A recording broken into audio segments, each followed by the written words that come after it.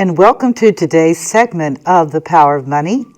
I'm your host, Michelle Graves, affectionately known for the last 40 years as the Money Lady, primarily because of my specific expertise in the area of money and finance and all facets, I do mean all facets of money, international real estate investments, Bitcoin, you name it. I've either had boots on the ground and doing it in terms of private practice or my professional credentialing as an economist specializing in international and world economics. And just your average person, not really. However, today's show is so specific to your learning and your understanding. And I know a lot of people ask me, I don't want to know these things. Can't you talk about something else? And the truth of the matter is, I would be happy to talk about something different, but until I see evidence of people really getting it and ordering their lives accordingly, I'm going to keep talking about it. I'm going to slip it in between guests. I'm going to make mention of it in my dialogue with you because I want it to be in your thought process. I want you to know what I know. And as I share with all of you and have over the years, you may not have paid attention to it, but my credentialing and background is in economics, which is the allocation of resources. Okay, money, power money. That's what I'm talking about. And money is powerful, no doubt about it. Try being hungry and not having money to buy food. That's how real money is. So I talk about it because that's my training and background. I'm very, very confident in sharing with you all the pros and cons of different economic systems. Before you say, I'm not into that or I'm not into this, get an understanding so that you can be able to proceed with you and your family successfully, which is my goal and remains my goal for the entire 14 years that I've been doing this show, believe it or not, on DATD in Dayton, Ohio, where it then goes into national markets all the way from New York all the way down. And I'm not changing my posture. If anything, I'm going to be expanding it during the days ahead. Why? Because we are in horrific times. I mean, there's nothing in the history books that I studied on economic history that suggests that what we're going through now has happened in the past. There have been pieces of things that have happened, but never has everything, including the climate. Mother Earth is gone rampant and is on steroids. If you haven't figured it out, you better learn how to swim because it's not going to get better. So we're looking at something that's unprecedented, and yet the behavior of the American people and the consumer, that's who drives this economy. The American consumer, our spending habits, 330 million people who have been programmed to spend every dime we make on stuff. Nobody else does that.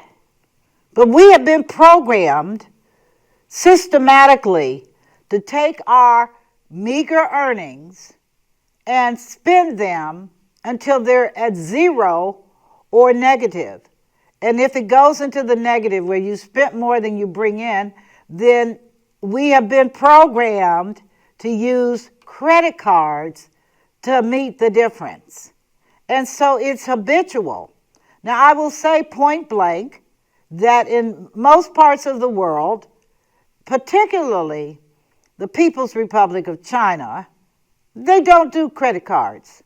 They don't do debt.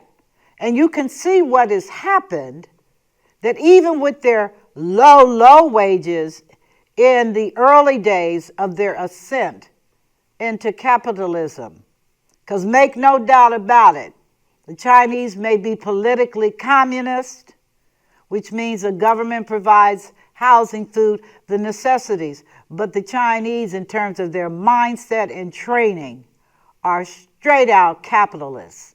They just don't do it the American way.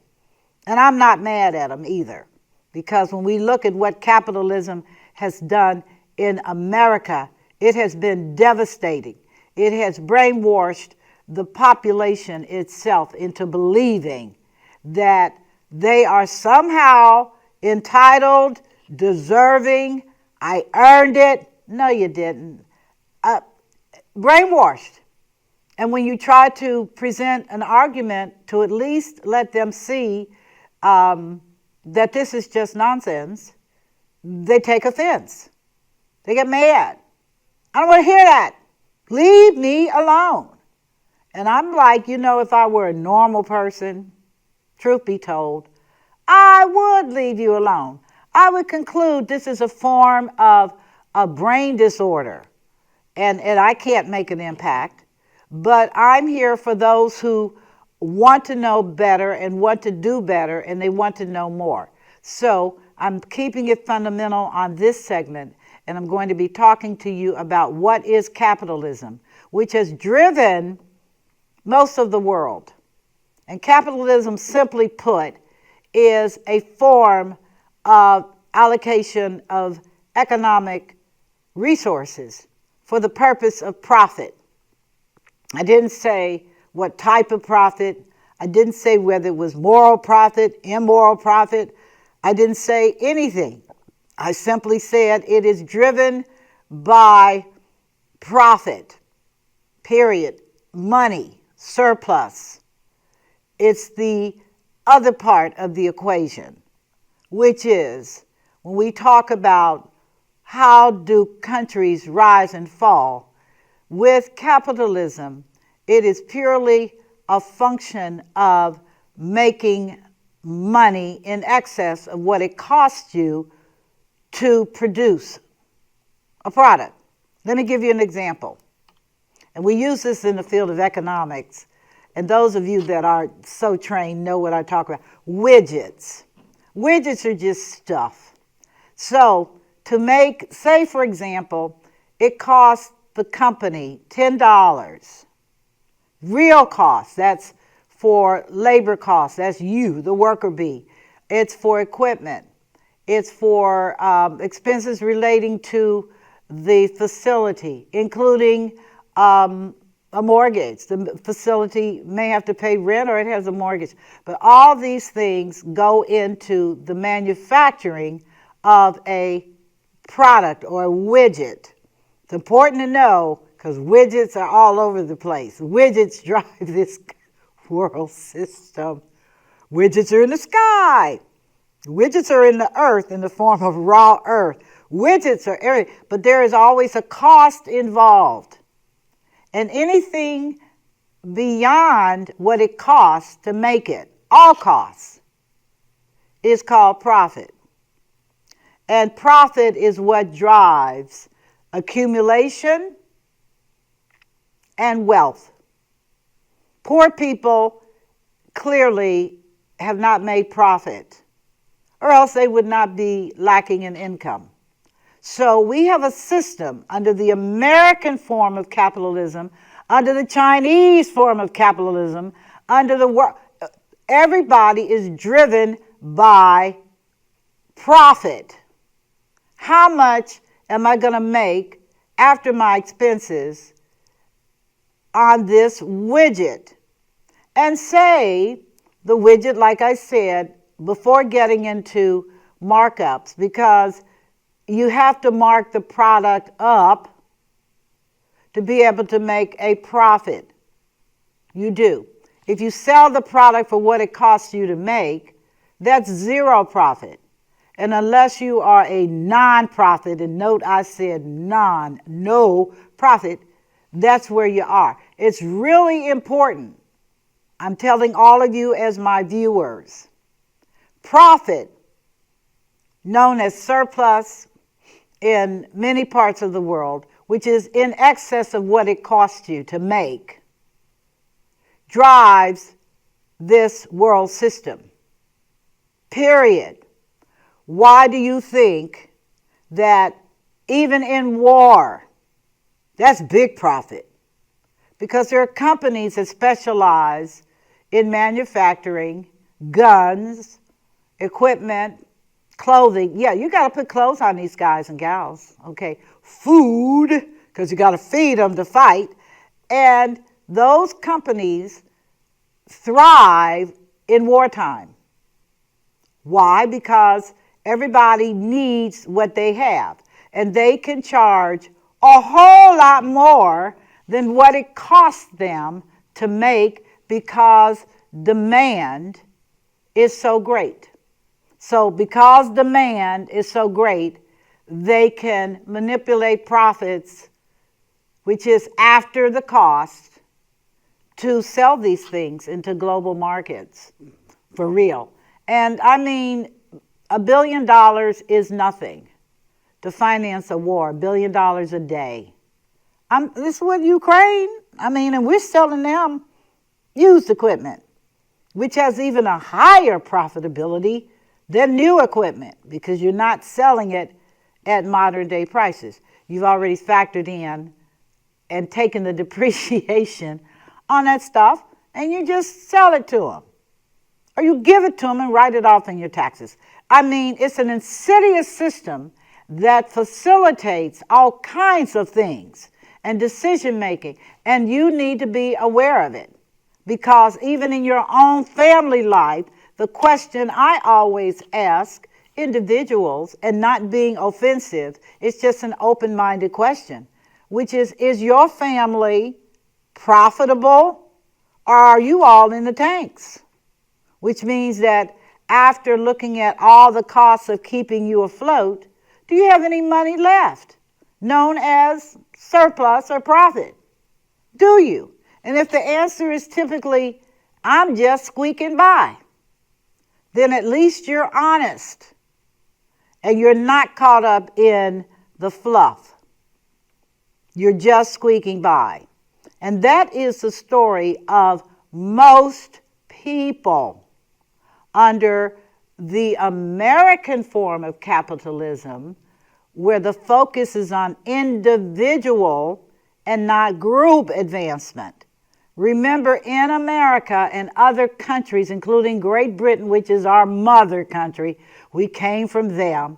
And when we came from them, we were broker than broke. Seriously, trying to figure out how we're going to make it through this. And truth of the matter is, we have far surpassed Great Britain in terms of individual profitability. There are over 1 billion, let me make sure I get that number right. It's 1.5 individuals who are now billionaires in America.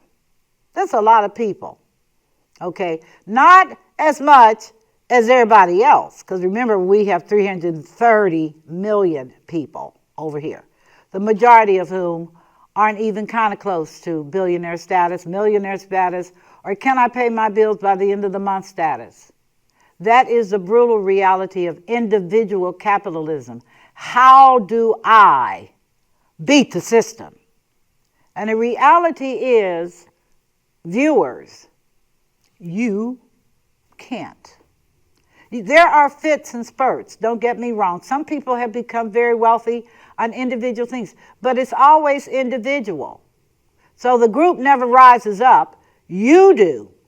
And that's kind of scary, as we learned from the French Revolution, okay? And that was the same argument that FDR had with his very rich, and he was one, rich cronies about the Great Depression, which is, you're going to have to finance us out of this because you made a pile of money. And if you don't want to be looking at the guillotine, for those who don't know the French way of getting rid of people, put you on a platform, put a big knife, cut your head off. Boom, next. That's what they do, the guillotine. It's efficient, quick, minimum headache. But that's what the French did to their wealthy, okay? When the wealthy were not willing to deal with the population having lost and having nothing, and the little bit they had, even less. Let them eat cake. Well, I tell you what, They didn't eat cake, but she sure did. That's Miss Antoinette. Poor thing, didn't figure it out. Capitalism can take its expression depending upon the climate and the culture of the people that are doing it. Because America has always promulgated this falsehood that everybody's created equal and that everybody should be able to go out and create their own wealth and become wealthy. Why do you think these people came over here from Europe? And I say this over and over again, and I will continue to say this over and over again. The people that came over here, for the most part, had nothing. Look at the records from Rikers Island. Oh, because they couldn't come over here without a sponsor. So they came over here, they couldn't have diseases, they got all kinds of inoculations to protect the American people from their diseases. RFK would not have done well in that scenario. But families came penniless, looking to their family or friends to help them through this period of transition, which was brutal. Cities were filthy. People were all living in tenement houses, squished in like little sardines. It was immigrants. They came over here at the rock bottom, which is where immigrants have always started, at the rock bottom, and they work their way up. They take the jobs that the people that had them move up, and they move into that. That is American history. That's economic history. This is how it worked, okay? They came over, now I'm not including slaves. That's a whole different story. And they were here before the immigrants rolled in, okay? And that's a whole different story. And not a good one either, at all. It set the culture and the character of this country to date as we speak, okay? My people descended from slaves. Came on a boat to do work for free. Point being, immigrants are foundational for the growth of capitalism. Why? Because they worked for pennies, and they worked in sweatshops, and they sewed garments and unloaded boats and did menial, grubby work. And that difference between what they had to pay them and what they were making in the market allowed these to become very wealthy people. Benjamin Franklin, one of the founding fathers of the American way and the Constitution, was not poor. He wasn't middle class either. He was rich, quite rich. He controlled the media. You want to talk about false media? You better look at Benjamin Franklin. Benjamin Franklin was an incredibly entrepreneurial businessman who was not rich. He was tubby, but he was not broke. He was rich. And most of the other founding fathers, Thomas Jefferson, certainly you can't live on a plantation with a bunch of slaves and everything else and call yourself working class, middle income, or poor. Thomas Jefferson was very rich. All these framers were rich men. And you know what?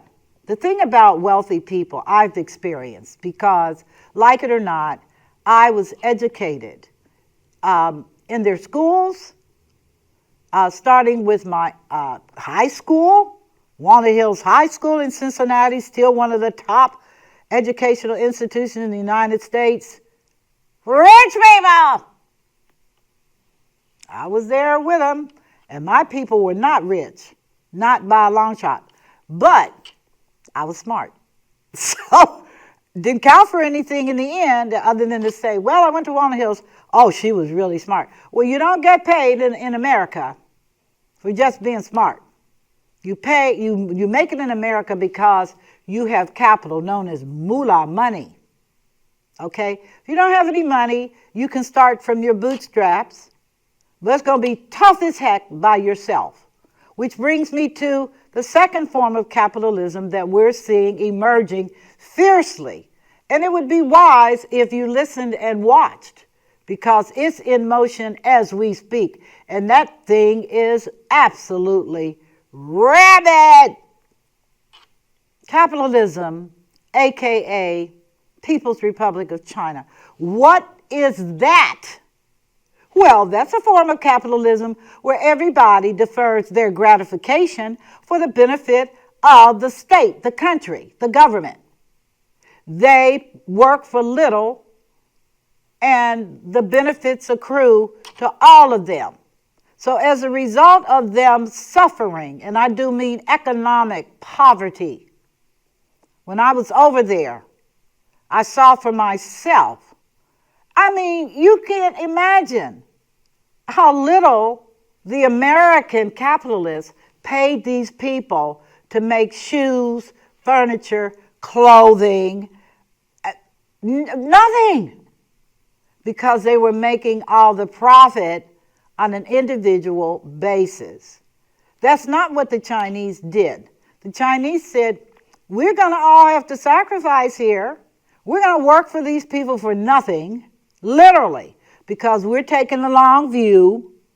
We're going to raise up our group. All of us are going to have the money. Why? Because as a group, we're all sacrificing and putting out very little for ourselves. But remember, China is a communist country using the principles of capitalism to make profit for their country and their people, not individual.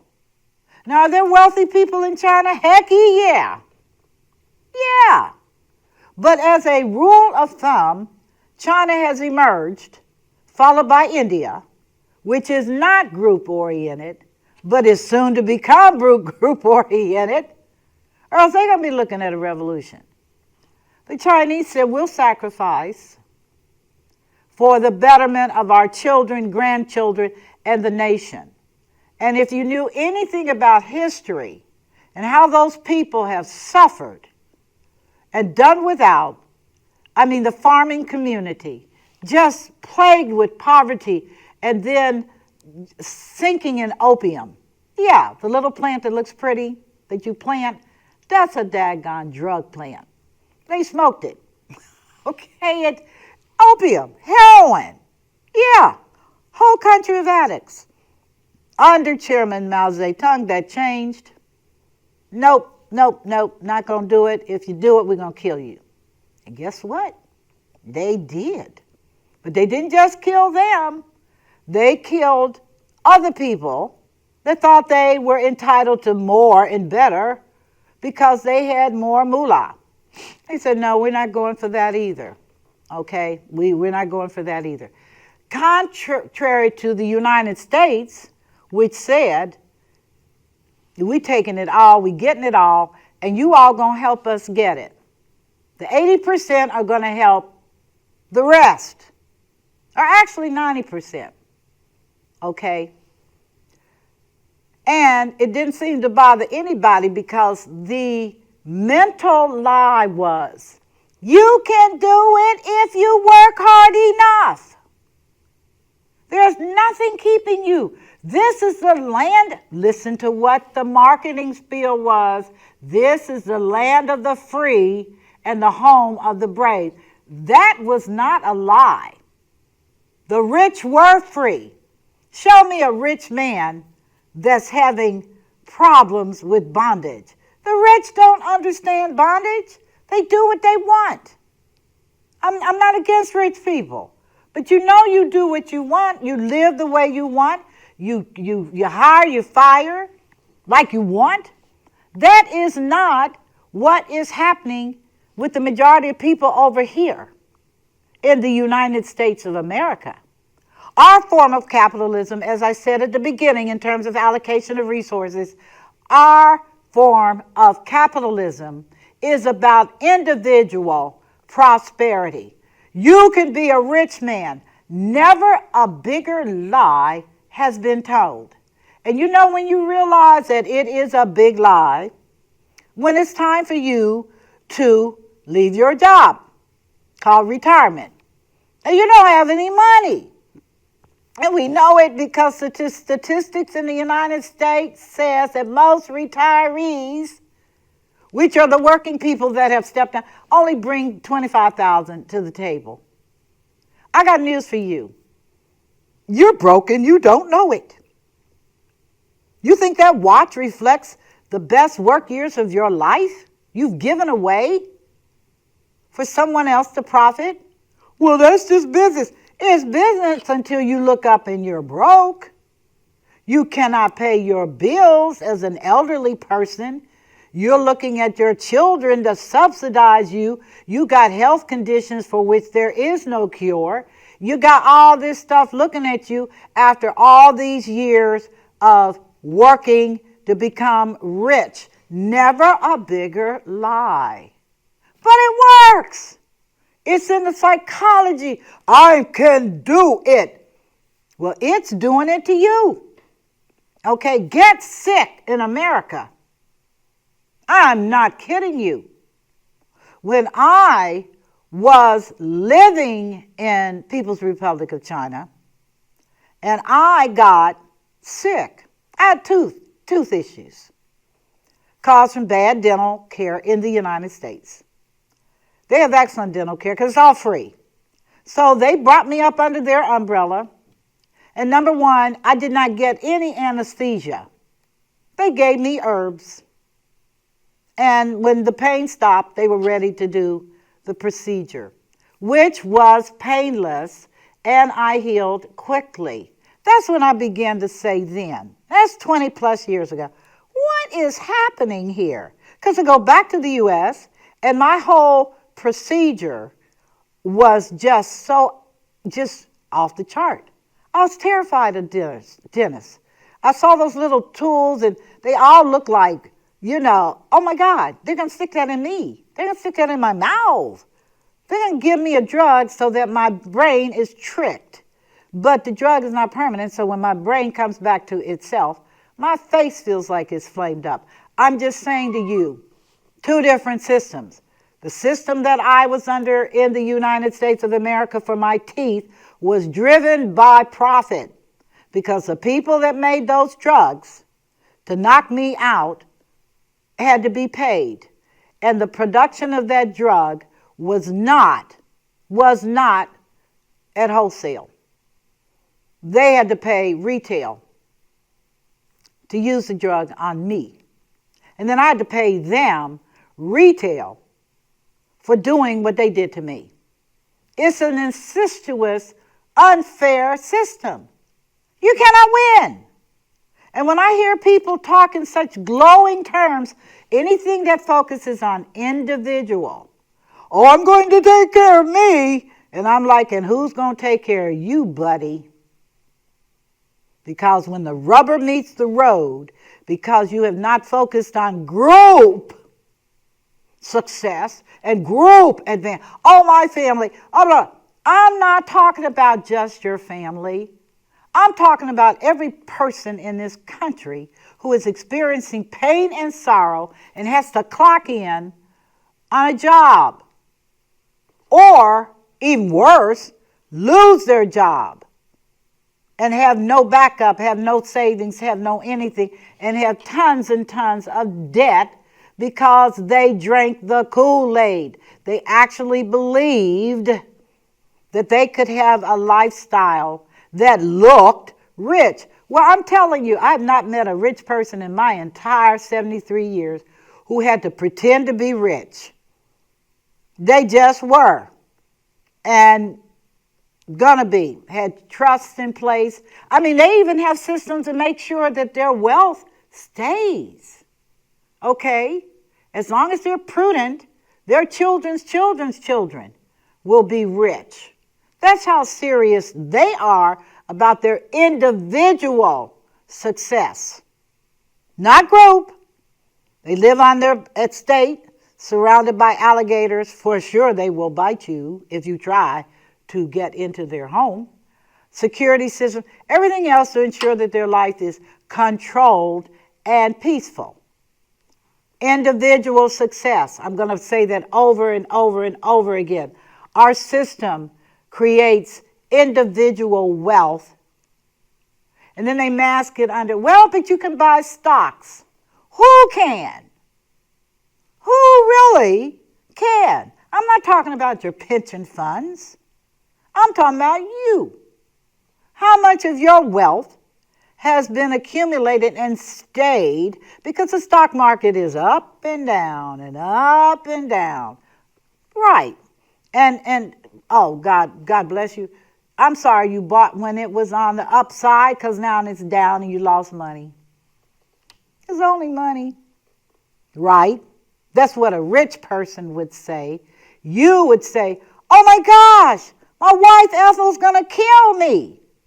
I put all our money into that and it's worth nothing. That's what happens when the focus is on individual accomplishments, individual achievements, individual.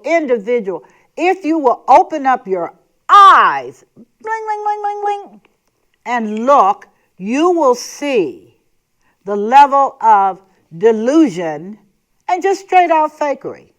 That's why you look at the movie stars and you're like, man, I want that. Well, you're not going to get it. Why? Because they put everything into that. And the majority of Americans are not movie stars, nor are they football stars, nor are they basketball stars, nor are they hockey stars, nor are they tennis stars, nor are they any form of entertainment stars. Such a small percentage of America, it doesn't matter. But it makes you feel like maybe I can do that. So I'll cheer them. That's fine. I'm not against you expelling and expending energy on something you're never going to have. If that makes you feel good, if fraternizing makes you feel good, if spending a fortune on those tickets, which you really can't afford, but it makes you feel good, then certainly I have nothing to say. But I would be remiss as an economist in telling you you have arrived. And I will also tell you, particularly those of you that are banking on your children to become superstars, don't waste your time and money. I've had to have this conversation, and it has fallen on deaf ears, so I don't talk about it anymore. What makes you think your son is going to hit it big like LeBron James? Do you know the odds are so outrageous that for you to pursue that singularly tells me that there must be a problem with you? Because the numbers say only a tiny, tiny fraction of the thousands of boys and girls who are out here thinking they're going to be the next great one are GOAT. Greatest of all time. Not. And they risk the real problem of physical injury, which is, well, you should be paid $10 million at the point your back is broken and you can't play the sport anymore. But you got $10 million. Look, you got $10 million and you're going to use it to take care of yourself for the rest of your life. Is that a good bet? I don't think so. And I'm not encouraging young men and women to do that. I'm encouraging them, if anything, to begin to develop partnerships with their friends and do things jointly. Learn how to work together and not as an individual. Because fame is fleeting, but wealth is permanent if you work it right. Okay? And so I reject the individual concept as dated, history, and that's what we're dealing with now as a society. Individual. I gotta have it. No, you don't. Sorry, you're not gonna have it anyway. Because if you are wealthy and it's not sustained wealth and you get sick, oh my goodness. Look, pancreatic cancer, prostate cancer, breast cancer, cancer, period. In a country with bad air, bad water, flooding, and you worried about money and you got cancer? Oh my gosh. Money cannot buy you good health. The rich have tried. You're going to die. And so you scramble to work it out so that your family can have something. Well, that's individual capitalism. Do you understand? Now let's talk about group, because that's the emerging form, and we would do well. We would do well to do copycat. Because in a span of 50 years, which is nothing,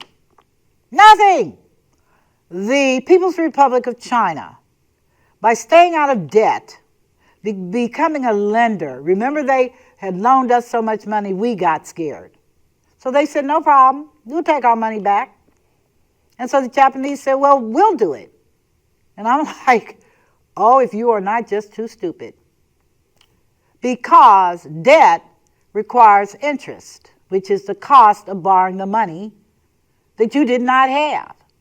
So the fact that you loaned them your money and you're going to wait for your money back plus interest, that's going to be really interesting, how that ultimately plays out. But let's talk about the group form of capitalism, which says that you have the subsidy of the government politically, so you don't have to spend money to live. Can you imagine not having to pay rent, water bill, gas and electric? Oh, have you looked at Duke Energy? A mistake, they said. But you're going to pay for it, else you're going to freeze this winter. Yeah, right. But because we're individuals, we don't know how to mount up a fight to say this is outrageous. Or the water company. Yeah, you pay for water and sewerage. And if you're bad, like the city of Cincinnati and others, you're up under an edict where they penalize you every month because you're in non-compliance with your nasty water. But because we're individual, we don't have a government mandating that be fixed. So, in China, no debt, no individual debt, no credit, none of that. But you're allowed to make as much money as you want. The government, however, in its wisdom for the people, facilitates all kinds of things, like the rapid rail system, which is state-of-the-art globally. The government invests in cheap electric cars, which are now the best-run top cars in the world. Okay? We'll never see it because the tariffs are so stiff that we're not willing to pay that stiff thing to our government to buy that car, even though it's the cheapest car and the best car. After you roll in tariffs, you can't afford it, which I think is very interesting because you can't afford it from the people that brought you cheap everything in the day. Well, they're rethinking and reformatting that cheap everything, and they're targeted. And what they're doing, because it's group, is they poured in all of their excess dollars from trade to expanding and rapid growing their cities. Now, I'll tell you, in the city I was in, Shenzhen, it didn't exist 20 years before I got there. They defined that it would become the business capital of China. Beijing is still the political capital. Shanghai still is a wonder of beauty, best sewing, silk, everything. But they concentrated the business class in one city and gave them mandates. We need you to do this for the people. We need you to. So look at them now. Growth rate over 8% versus our growth rate, which is not even 3%. Drug usage, 0. Because over there, because they're communists, you do that kind of stuff and you'll be in a box along with all your family members because they don't believe in generational curses, which is it stops here, end of story, rat-tat-tat, boom, boom, boom. What are the benefits of capitalism in a group system? We now know that it allows a country to rapid grow, to rapid expand. The people's quality of life goes up, measurably goes up. Their housing is taken care of. If they want a bigger house and they have the money, buy it. They got a bunch of money. I mean, seriously. They support entrepreneurship. Okay. They're not against it at all. And they press it, which is run like you've never run before, because we, the people, are counting on you to be successful so that we can all rise together. Some of you may be rich, but none of us are going to be poor. We know what that looks like. We're not gunning for that. And they are just taking it and running it. Now, what is our aha moment? Our aha moment is not making them the devil. Okay? They're not the devil. They're just people taking care of their business. And if you get in the way, well, squish, squish, splat. They are gunning to be the number one country in the world as a people, where they all enjoy a quality of life. Am I pro-Chinese? I'm not pro-anybody. That's not what I'm trained to do. I'm trained to evaluate systems. And before we talk about, I'm not into socialism, then turn in your Social Security check. It has a name on it, Social Security. The people are going to be secure. Why did he put it in place? Because everybody over here was broke when they retired. They didn't have any money. They got sick. They became bankrupt. And then was like, wait a minute. We got to do this better. And believe me, the capitalist class was screaming, no, no, no. Hey, like FDR told them, do you not know what happened to the French? You better wake up and get with it. And so we have Social Security, which was supposed to be a supplement, folks. That was not supposed to be our primary income source. Okay? Our primary income source was to come from pensions, which don't exist anymore, or very few. I'm not going to say category, but it's so few. It's laughable. It was to come from your personal savings. That's funny. With all the debt you have, what personal savings? And don't forget the kids, and don't forget the grandkids, because they have no money. And they're looking to you. Social Security was to be the final foundation. It was a three-pronged triangle. Of course, I'd be remiss if I didn't talk about today your house, because the house is now emerged as the primary source of money, except that most people don't know that it was designed like that.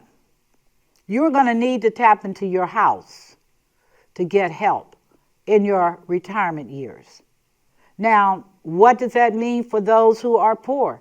Well, you don't get to tap into anything. You're poor. This country has a disdain. It feels a moral obligation. Oh, we can't have them hungry, but they dog you so bad that you wish you weren't. And I'm not prepared to categorize all poor people the way many in this country like to do, to feel better about their own destitution. Oh, look at them. They can do better. Really? And you've done better? You've got it all together? You can meet your monthly obligations and still have money at the end of the month for your emergency fund, for sickness, for death, for all the things that you need and will need? How dare you judge the poor? You ought to be thanking God you're not one of them. Because in America, poverty is an accepted way of living life. Period. And it's going to continue as the numbers increase, as we roll into this next great economic collapse. Just going to be a ton of people. In fact, they're laying off people right now. If I gave you the names of the companies, you flip. But just know for a fact that there are going to be many retailers that are shutting their doors permanently and more to come. And that the big boys that are going to survive this carnage will probably be Walmart. Yep, Walmart. Probably Family General to pick up the slack from Walmart. Probably in terms of your food companies, I think Kroger's is going to make the cut. They're going to be there. Amazon, definitely. Who likes to shop when you can be on Amazon all night buying stuff from unknown origins? Because, hey, they deliver next day. Well, what can I say? This is all a part of what I call the shift. So, are we still going to drink the Kool-Aid and recognize that under capitalism, you have two choices, group or individual? Great Britain, United States of America, and many in the traditional capitalist sense, Canada, although their medical insurance is phenomenal, and the people do pay for it through the government. They're capitalists, and they're individual, but what I call kind individual. Mexico, capitalists, period. They do have a wealthy class. They do. And they got poor people. Yes, they do. But they got wonderful avocados and other fruit that's so cheap and so available. There are others who are traditional individual capitalists, and you can go and pull your little globe out and look at them. Because anybody that hasn't worked this out is getting ready to experience serious pain. And why do I say that? Because the individual capitalists, the G7 group that we're aligned with, is now in competition with BRICS, B-R-I-C-S, which is the group capitalists. And they're working it out. They're carving us out. They're doing business with each other. And dare I say, you got China, you got Russia, you got Brazil, you got South Africa. Well, South Africa, come on, grow up. You got India, which, like it or not, their powerhouse. They got actually the largest concentration of humans is in India right now, followed by China. So they're all transacting and doing business with each other and carving us out entirely. That is why when the United States told Putin, we're going to put sanctions on you, Putin was like, okay now. And who'd he go to? India and China with his oil. And their growth is now faster than ours. Have you not any thought process on this? Now, before you say, well, this has nothing to do with me, halt, time out, stop, go back. Who do you think we import all this stuff from? And what happens if they choose not to send us stuff anymore, but to trade with each other? Which is exactly what is happening right now. For those of you that know me, you know that I've been involved with Burkina Faso for 20 years with the shea butter. They got the best shea butter in the world. Ask Estee Lauder. Well, when the U.S. said, we're putting a tax on your shea butter of 50%, the people only make $1 a month. And they said, not a problem. We won't send you any. Chinese said, we'll buy it all. It's absolutely phenomenal oil, which it is. I have no wrinkles, none. 73, going on 74. No wrinkles, none. Burkina Faso, shea butter. Do you think I'm hoarding shea butter right now? Yes, because I'm not going to be able to get it. Why? Because China just signed a $2.1 billion contract with that little country to buy all their shea butter. And the North Koreans said, I don't think so. We're the beauty capital of the world, and we will buy whatever you don't buy. Do you think that country looked back and said, oh, we're so sorry you're not buying any of our shea butter? They were like, next. And next means Ghana and all these other countries that are involved with BRICS trading with each other. The implications and impact are going to be serious. And if you think unemployment is bad now, check me out in 6 months. Check me out in 6 months. The Bureau of Labor Statistics gives you those numbers. They've already given you some numbers which have made everybody like this. You better be looking. You better be banking. It's not coming. It's here. So in conclusion, because my time is just about up, capitalism has to deal with an economic system that uses profit as its driver. It'll do anything to make profit. Not money, profit. Which is, how do they make it? Typically on the backs of you and I. They don't pay us what we should be paid, and that excess goes to them. Now with technology on the ascent, it's going to even get greater because you got a computer and a machine that don't care nothing about you or your family. They don't reproduce. They do what they're told to do. And it's actually scary. Okay? Because they don't feel bad when your children are hungry. They're not even framed like that. And you say, but who's doing that? Most of the car industry in America is completely robots, AI, artificial intelligence, and on. And not just them. So what am I saying to you is lesson number 1 today. What is the difference between group capitalism and individual capitalism? And where do you fall? And how can you begin to change the conversation for yourself and for your family and for your friends? Do you have a strategy for where the group can eat? When they had power loss and flooding in the Carolinas, notably South Carolina, in the rural communities, they all started cooking all their food together.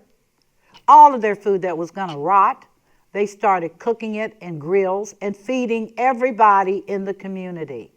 They all got to know each other, and from that little experience, and it wasn't little, it was 6 months, they grew into, well, we can fish too. We can share fish, and we can grow stuff and share that. That, to me, is powerful.